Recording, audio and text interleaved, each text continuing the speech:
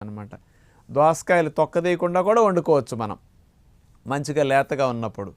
ఇలాంటి పద్ధతుల్ని మీరు పుల్కాల్లో తీసుకుంటే చాలా బాగుంటుంది. రైస్లో కంటే పుల్కాల్లో పెట్టుకుని అంత కూర తినేసేయండి. కావాలంటే కొంత అన్నం చివరిలో ఎప్పుడన్నా పెట్టుకోవచ్చు అనమాట.